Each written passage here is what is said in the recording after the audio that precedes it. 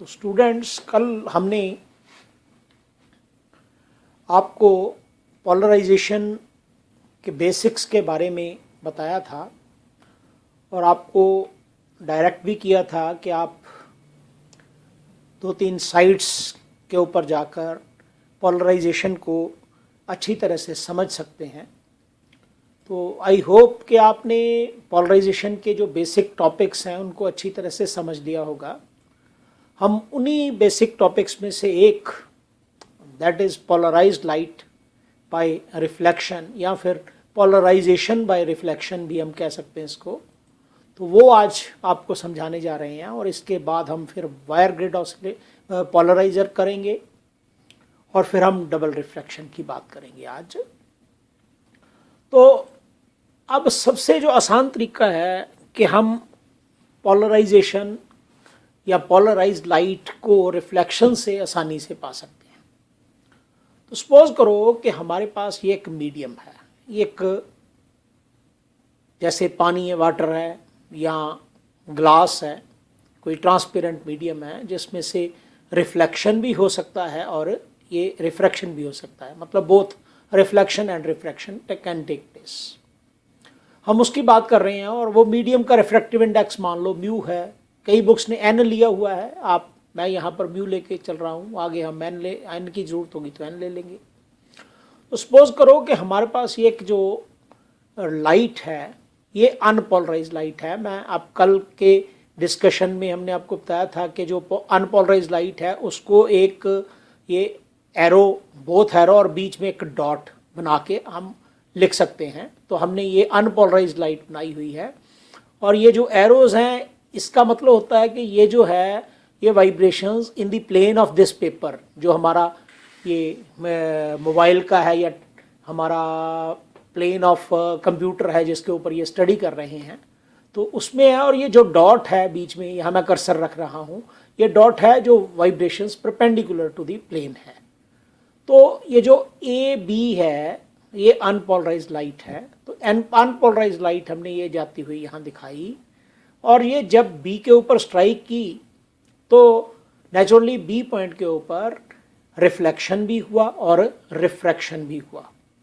तो जो refracted ray of light है वो अलोंग बी डी चले गई, बी से डी की तरफ, और जो रिफ्लेक्टेड लाइट है वो बी से सी की तरफ चले गई। अब ये पाया जाता है कि जो रिफ्लेक्टेड लाइट है ना उसमें कुछ हिस्सा पोलराइज्ड लाइट का होता है, पर ये पोलराइज्ड लाइट में कितनी परसेंटेज होनी है पोलराइज्ड लाइट की टोटल लाइट में, वो डिपेंड करता है एंगल ऑफ इंसिडेंस के ऊपर। जो एंगल ऑफ इंसिडेंस है वो है A B N is the angle of incidence. तो ये एंगल ए बी एन के ऊपर डिपेंड करता है। पर आपको याद है angle of incidence is always equal to angle of reflection, या उल्टा कह सकते हैं angle of reflection is always equal to angle of incidence. तो सी बी एन जो एंगल बनेगा, यानी ये वाला एंगल, ये बराबर होगा एन बी ए के। ये दोनों एंगल आई के बराबर होंगे। और जैसे जैसे हम आई को चेंज करेंगे ये पोलराइज्ड लाइट भी चेंज करेगी। जो परसेंटेज ऑफ पोलराइज्ड लाइट है बीसी पोर्शन में ये चेंज करेगी और एक खास एंगल के ऊपर, जिसको हम पोलराइजिंग एंगल बोलते हैं या फिर ब्रूस्टर्स एंगल बोलते हैं, उस केस में ये जो पोलराइज्ड लाइट है इट इज़ टोटली पोलराइज्ड, मतलब सॉरी रिफ्लेक्टेड लाइट है जो बीसी है इट इज़ टोटली पोलराइज्ड, और जो अनपोलराइज्ड लाइट है वो बीडी की तरफ जाती है। और उस केस में ये जो रिफ्लेक्टेड लाइट है और जो रिफ्रैक्टेड लाइट है ये आपस में परपेंडिकुलर होती है, ये 90 डिग्री का एंगल बनाती है। तो ये हम पोलराइजिंग एंगल या फिर ब्रूस्टर एंगल के ऊपर अचीव करते हैं। तो यही हमने यहाँ पर एक सिंपल सा लिखा है कि one of the simplest methods of polarizing light is its reflection from the polarized surface या polished surface. This phenomena of polarization by reflection was first discovered by Malus. Malus ने 1808 में इसको डिस्कवर किया। तो he discovered that if a beam of light incident at a certain angle on polished surface or of glass plate the reflected light कि that if a beam of light is incident at certain angle on polished surface of glass plate, comma the reflected light, comma चाहिए यहाँ तो हम ये comma कर देते हैं, the reflected beam was plane polarized। तो ये मैं पहले ही आपको explain कर दिया कि refer to this figure we show that unpolarized light AB incident on the glass plate, the reflected beam is shown by BD, reflected is BC rather, ये BC चाहिए क्योंकि रिफ्लेक्टेड BC है और जो ट्रांसमिटेड है वो BD है। Transmitted या आप इसको कह लो कि नीचे को जा रही रिफ्रैक्टेड कह लो आप, बजाय ट्रांसमिटेड के refracted beam is shown by BD। तो when the reflected beam was investigated with the help of analyzer it was found that beam was partially plane polarized. पर मैंने कहा ना आपको कि when however for a certain angle of incidence called the polarizing angle या फिर Brewster angle the reflected beam was found to be completely plane polarized. तो ये उस केस में मतलब यदि ये एंगल ABN एक खास एंगल जिसको हम IP कहेंगे पोलराइजिंग एंगल के बराबर होता है, उस केस में जो BC है ये टोटली पोलराइज्ड हो जाती है। तो यही हम यहाँ बताना चाहते थे।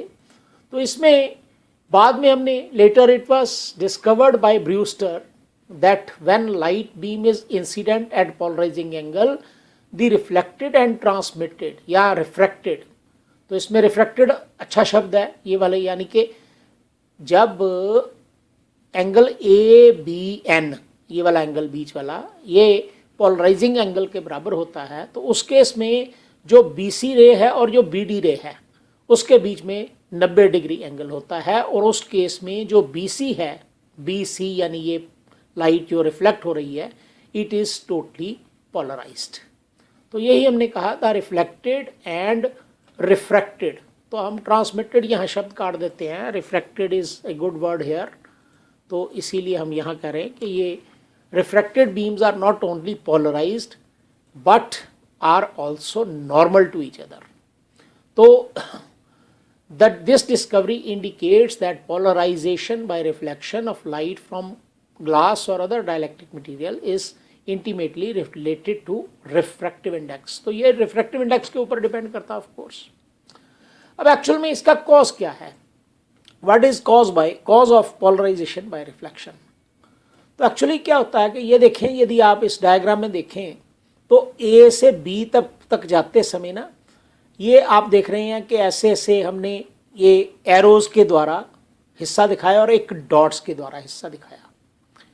जो एरोज हैं ये AB के परपेंडिकुलर हैं और lying in the plane of the paper, मतलब ये जो हमारा प्लेन ऑफ डेस्कटॉप या फिर प्लेन ऑफ मोबाइल आपका है उसके पैरेलल ये वाइब्रेशंस हैं जो एरोज ये दिखा रहे हैं। ये देखिए यहाँ मैं कर्सर रख रहा हूँ और यहाँ जो डॉट्स हैं ये डॉट्स जो वाइब्रेशंस हैं वो perpendicular to these arrows, perpendicular अंदर की तरफ, मतलब perpendicular to the plane of the paper. अब क्या होता है कि दो कंपोनेंट हो गए, एक आप कह सकते हैं कि नॉर्मल कंपोनेंट और एक टेंजेंशियल कंपोनेंट। तो यही हमने कहा कि what is caused the oscillations of incident polarized light may be resolved into two mutually perpendicular components, the tangential component, that is those oscillations which are in the plane of incidence, तो incidence की plane में है, और ये जो मैंने बताई arrow arrow करके, और दूसरा normal component that is those oscillations which are perpendicular in a plane perpendicular to the plane of the incidence. So जैसे ये डॉट्स बताई हुई हैं ये perpendicular to the plane of incidence हैं। तो जैसे जैसे as the angle of incidence changes the reflection coefficients for the tangential components changes. तो मतलब वो चेंज करता है जैसे जैसे, मतलब as the angle of incidence, जैसे जैसे आप एंगल ऑफ इंसिडेंस चेंज करेंगे तो जो ये वाला है ना टेंजेंशियल कंपोनेंट, जो एरो वाले कंपोनेंट्स हैं, ये तो बदलेंगे, आप देख लो इनकी डायरेक्शन बी के ऊपर स्ट्राइक करने पर ये जो सरफेस है इसका, जो हमारे मीडियम का सरफेस है, उसके साथ इनकी डायरेक्शन चेंज करेगी। पर जो नॉर्मल कंपोनेंट्स हैं उनकी डायरेक्शन चेंज नहीं करती, वो तो वैसे के वैसे ही रहते हैं, क्यों, वो है ही परपेंडिकुलर है इसके, तो उनको थोड़ा कोई चेंज होना है। तो यही हमने कहा कि as the angle of incidence changes the reflection coefficient for tangential components changes, क्योंकि टेंजेंशियल कंपोनेंट्स बदलते हैं, but that for the normal components remains unchanged. तो as polarising angle at the polarizing angle the reflection coefficient for tangential components becomes 0। तो उस case में reflection coefficient of tangential components 0 हो जाता है पोलराइजिंग एंगल के ऊपर। सो इसीलिए the reflected ray contains only the normal component, that is the reflected beam is completely plane polarized। तो यही हम यहाँ पर आपको बताना चाहते हैं कि इसके कारण ये होता है। तो somehow इसमें हमें एक लॉ आता है जिसको हम बोलते हैं ब्रूस्टर्स लॉ। तो हम ये ब्रूस्टर्स लॉ बताना चाहते हैं। ब्रूस्टर ने क्या कहा था, ये इसने कहा था, it states that the refractive index of the transparent medium is equal to the tangent of the polarizing angle. Polarizing angle when light is incident at the polarizing angle. तो मैंने यहाँ पर आई पी ले लिया हुआ है आगे, तो मैं यहाँ पर P से डिनोट कर रहा हूँ, तो I replace it with I P. तो ये देखिए, ये I P with polarizing angle is taken as I P. मतलब कहने का, यदि ये एंगल ए बी एन, ये वाला एंगल यहाँ इसके बीच वाला ए बी एन, ये पोलराइजिंग एंगल आई पी के बराबर होगा, तो जो रिफ्रैक्टिव इंडेक्स है ना ये मीडियम का, ये बराबर टेंजेंट आई पी होगा। हम इसको प्रूव कर सकते हैं। अब कैसे, तो आप उसके लिए याद करो कि जो रिफ्रैक्टिव इंडेक्स ऑफ मटेरियल होता है वो स्नेल्स लॉ के द्वारा दिया जाता है, mu is equal to sine I upon sine R. अब साइन आई क्या है, I is angle A B N, और ये एंगल एन बी सी के बराबर भी है। और आर क्या है, ये आर है angle N dash B D, यानी ये एंगल ऑफ रिफ्रैक्शन, ये है हमारा आर। अब यदि मैं कहूँ for I equal to I P, angle D B C is 90 degree. मैं पहले बताया आपको कि उस केस में ये दोनों रेज यानी कि बी सी और बी डी परपेंडिकुलर होती हैं, तो इसलिए ये angle D B C will be equal to 90 degree. तो इसलिए साइन आर कितना होगा, यानी angle N dash B D, ये हो जाएगा 90 माइनस आई पी के बराबर। Sine R is equal to sine 90 minus I P. अब कैसे, वो आप देख सकते हैं, एन बी सी ये वाला angle plus N dash B D ये वाला angle plus 90 degree equal to 180 degree के बराबर आएगा, 180 डिग्री।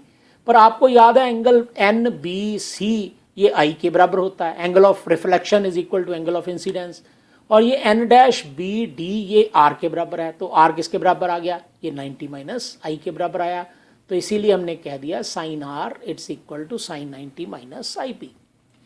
सो ये चीज़ें साइन आर की वैल्यू और साइन आई पी की वैल्यू, आई की वैल्यू, ये इक्वेशन 2 में हम पुट करें तो हमारे पास आएगा mu is equal to sine I p upon sine r, या फिर mu is equal to sine I p over cos i p, and this is equal to tangent i P.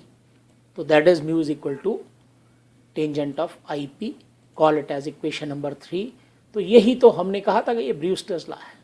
So this is known as Brewster's law and indicates that polarising angle depends on refractive index of the material. तो यही चीज़ हमें ये बताती है।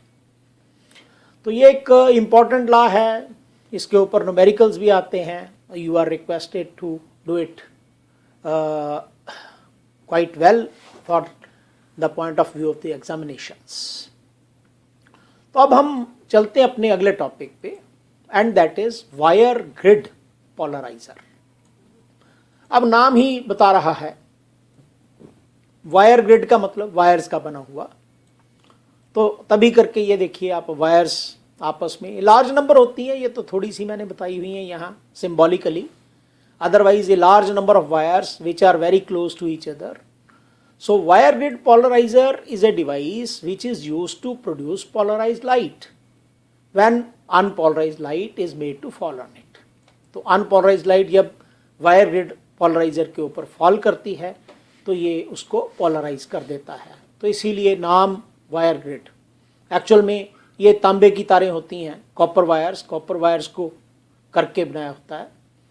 तो for electromagnetic waves in the microwave region, that is lambda is approximately 1 centimetre microwaves में होता है, the transverse character can be described या फिर demonstrated using a wire grid polarizer. तो हम ये इसकी मदद से ये बता सकते हैं कि जो हमारी इलेक्ट्रोमैग्नेटिक वेव्स हैं या ये इन पर्टिकुलर माइक्रोवेव्स हैं, these are transverse in nature. तो ये बताने के काम आता है. बेसिकली ये तारें हैं, ये देखो, एक तार, ये 2, ये 3, ये 4, ये 5, ये ग्रिड बनाया हुआ है. तो ये वायर ग्रिड, तभी करके हम इसको wire grid, a large number of wires are of course there.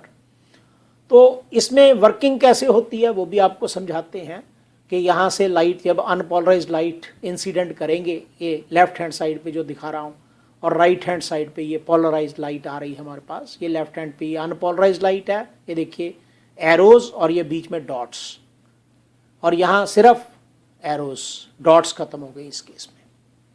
तो यही हम समझना चाहते हैं. तो बेसिकली ये है क्या, इसकी कंस्ट्रक्शन. तो कंस्ट्रक्शन के लिए भाई, it consist of a large number of thin copper wires arranged parallel to each other. The wires of wire grid polarizer should be of good conductor, should be made of good conductor of electricity. तो ये हमारे good conductor ही है, naturally है. तो इसको हम समझते हैं. अब इसकी वर्किंग कैसे होती है. तो ये देखिए, ये O पॉइंट है. तो हमने ये इधर को x एक्सेस ले लिए, इधर को y एक्सेस ले लिए, और इधर को z एक्सेस ले लिए. यानी कि हमारी जो ऑसिलेशंस हैं, आपको पता है कि इलेक्ट्रोमैग्नेटिक वेव्स ट्रांसवर्स हैं और वो z एक्सिस की ओर चल रही हैं. ये देखिए, ये हमने ऐसे बताया, ये अनपोलराइज्ड लाइट ये z एक्सिस की तरफ चल रही है, और जो इसकी वाइब्रेशंस हैं वो xy प्लेन में हैं, परपेंडिकुलर, मतलब परपेंडिकुलर टू z एक्सिस. तो यही हमने कहा कि let the plane of the grid be xy plane with the length of wires along y-axis and the waves travel along z direction.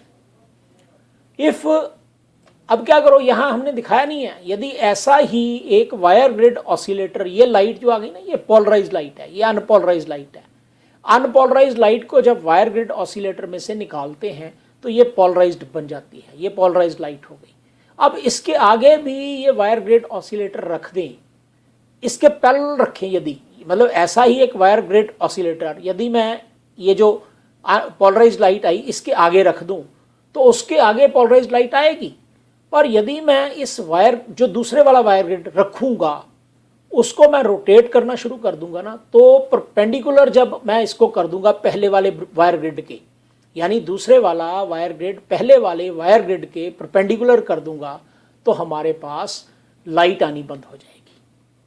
तो उसका यही कारण है कि हम पीछे भी एक्सप्लेन कर चुके हैं, टॉर्मलिन क्रिस्टल में या कैल्साइट क्रिस्टल में या नाइकोल प्रिज्म में भी कर सकते हैं. तो उसमें हमने यही बताया कि उस केस में ये ट्रांसवर्स नेचर को शो करता है. तो light waves are transverse in nature. So यही हमने कहा कि if one more grid, wire grid not shown here, is placed parallel to the first and is rotated in its own plane, then no waves pass if the wires in the two grids are mutually perpendicular, while waves pass if the wires in the two grids are parallel. मतलब यदि आपस में parallel होंगे दो grids, तब तो light आसानी से निकल जाएगी, मतलब पास कर जाएगी, अदरवाइज ये पास नहीं करेगी. तो ये शो करता है दिस एक्सप्लेनेशन. अब क्यों होता है ये, तो ये बेसिकली शो करता है ट्रांसवर्स नेचर की है. एक्चुअल में होता क्या है, आपको पता है कि जो हम लाइट देखते हैं ना, वो लाइट इलेक्ट्रिक फील्ड की वाइब्रेशंस के कारण हमें दिखाई देती है, ना कि मैग्नेटिक फील्ड की। तो हम इलेक्ट्रिक फील्ड की बात कर रहे हैं यहाँ कि जब इलेक्ट्रिक फील्ड यहाँ इंटरेक्ट करता है ना वायर्स के साथ, तो उस केस में जो वायर्स के अंदर इलेक्ट्रॉन्स होते हैं वो इसको एनर्जी को एब्जॉर्ब करते हैं। तो यही चीज़ हमने यहाँ लिखी है, the electric field does not work on electrons inside the wires and the energy associated with electric field is lost in joule heating of the wires। तो ये मतलब जो electric field does not work on electrons inside the wire and the energy associated with electric field is associated with joule heating, क्योंकि electrons अंदर से जा नहीं कहीं सकते, तो वहाँ पर वो घूमते हैं, आपस में क्लैश करते हैं, आपस में इंटरेक्ट करते हैं, तो वो जो एनर्जी है वो क्या होता है कि that is converted to heat. तो as the wires are very thin, छोटी छोटी ब्रीक वायर्स होती हैं, so the components of electric vector long x axis pass through the wire without much attenuation, बिना उसकी कमी किए हुए ये बीच में से गुजर जाता है। So thus the emergent beam of light is linearly polarized with electric vector along x-axis। So यही हम यहाँ पर बताना चाहते हैं। तो ये वायर ग्रिड हमारा ऑसिलेटर इस ढंग से वर्क करता है। अब बात आती है डबल रिफ्रैक्शन की, कि डबल रिफ्रैक्शन क्या है। तो बेसिकली यदि हमारे पास कोई अनपोलराइज्ड लाइट हो और हमारे पास कुछ खास क्रिस्टल्स होते हैं, जैसे कैल्साइट क्रिस्टल है, क्वार्ट्ज क्रिस्टल है, नाइकोल प्रिज्म भी हम बनाते हैं, पर ये तो क्रिस्टल्स की बात कर रहे हैं ना, तब करके क्रिस्टल्स कह रहे हैं। तो जब आप आम लाइट को क्रिस्टल, ऐसे क्रिस्टल्स में से पास करते हैं, तो ये एक सिंगल वेव ना होकर डबल वेव में कन्वर्ट हो जाती है। It is split into two refracted waves. मतलब रिफ्रैक्शन ऑफ लाइट तो आपने पढ़ा, रिफ्रैक्शन ऑफ लाइट में जैसे पानी से देखते हैं तो एक ही वेव चलती है, पर ऐसे क्रिस्टल्स में बजाय एक वेव के दो वेव्स बन जाती हैं, दो बीम्स निकलती हैं। एक बीम आपने इंसिडेंट की वो अनपोलराइज्ड लाइट की, तो दो बीम्स बन के निकली।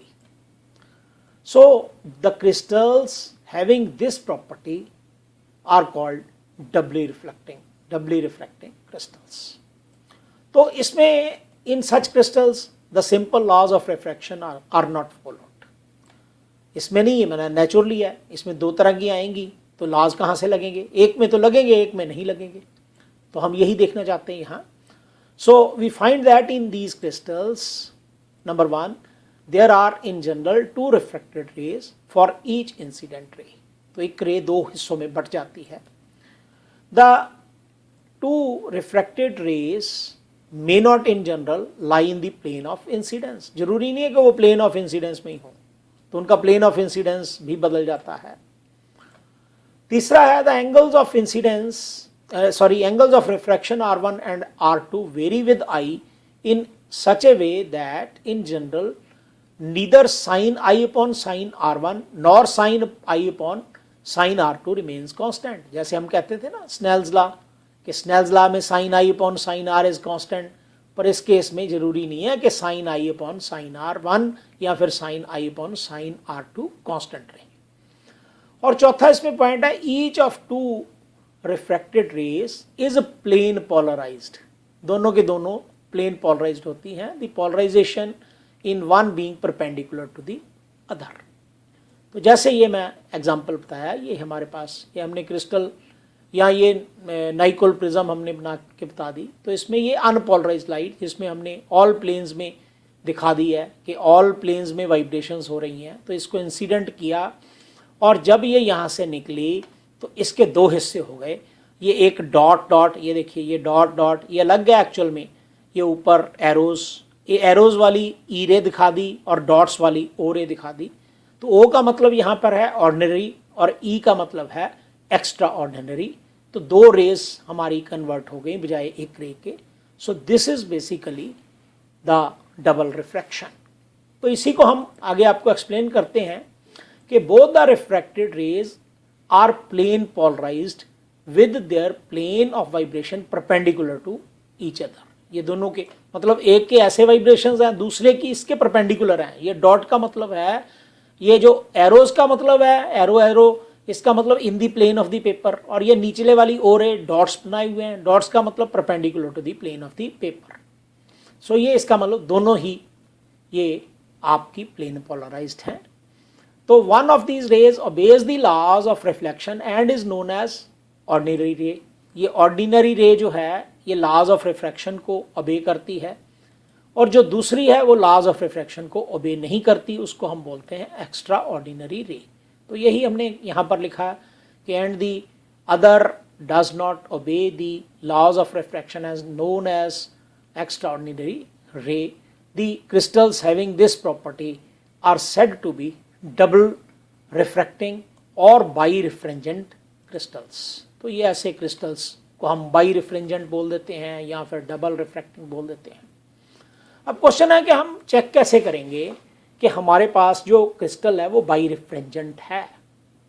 तो आप क्या करो कि उस क्रिस्टल को एक पेपर के ऊपर रखो और उस पेपर के ऊपर आपने एक डॉट लगा दी हो, ब्लैक डॉट, जैसे इंक की डॉट लगा दो। तब आपको क्या होगा, क्रिस्टल के ऊपर से देखने पर, मतलब पेपर रखा, पेपर के ऊपर डॉट लगा दी काले रंग की और उसके ऊपर वो क्रिस्टल रख दिया, बाई रिफ्रेंजेंट क्रिस्टल। उसमें ऊपर से आपको दो डॉट्स नजर आएंगी, दो काली डॉट्स, एक ऑर्डिनरी रेज के कारण, एक एक्स्ट्रा ऑर्डिनरी रेज के कारण। अब आप क्या करो, उस क्रिस्टल को घुमाओ उन एक्सिस पे जहां पर आपकी ऑर्डिनरी रे है, उस एक्सिस पे घुमाओ। तो आप देखेंगे कि दूसरी जो है ना वो रे, वो दो डॉट्स में से एक फिक्स रहेगी और एक रोटेट करेगी। तो हमें पता चल जाएगा कि ये जो क्रिस्टल है ये बाई रिफ्रेंजेंट है। तो यही चीज मैंने यहां लिखी, to understand the phenomena let us put a black dot on a sheet of paper and view it through a calcite crystal या quartz crystal. There will be formation of two images. One image will remain stationary and the other will rotate around the first image when the crystal is made to rotate about the incident ray as axis. So the stationary image will be formed by the ordinary ray and is known as ordinary image. The rotated image will be formed by extraordinary ray and is known as extraordinary image. तो ये हमारे पास दो तरह की वो आएंगी dots image के रूप में। तो हमें पता चल जाएगा कि ये बाई रिफ्रेंजेंट क्रिस्टल है। तो इसमें क्वेश्चन ये भी आता है कि why is double refraction called birefringence. तो बेसिकली बाई रिफ्रेंजेंस का मतलब क्या है? तो birefringence is defined as the property of certain materials to propagate the orthogonally polarised components of light with different velocities. Actually हमारे पास दो raise आई ना, एक ओ रे और एक ई रे। उसमें जो दोनों की वेलोसिटी है वो अलग अलग होती है। ओ रे की वेलोसिटी कुछ और होती है और ई रे की वेलोसिटी कुछ और होती है। तो यही प्रॉपर्टी जो है ना ये बाई रिफ्रेंजेंस के रूप में जानी जाती है। तो जितने भी हमारे डबल रिफ्रैक्टिंग क्रिस्टल्स हैं वो सारे के सारे बाई रिफ्रेंजेंट होते हैं। तो क्यों? क्योंकि ओ रे और ई रे की जो वेलोसिटीज हैं वो अलग अलग होती हैं। तो यही हमने यहाँ बताया आपको कि all doubly refracting crystals are birefringent since O ray and E ray have different velocities through crystal. Thus for doubly refracting material the refractive index is different for O ray and E ray। तो दोनों के लिए refractive index बदल गया, और क्योंकि refractive index बदल गया तो हम यही तो कह रहे हैं कि this is why the phenomena of double refraction is called by रिफ्रेंजेंस।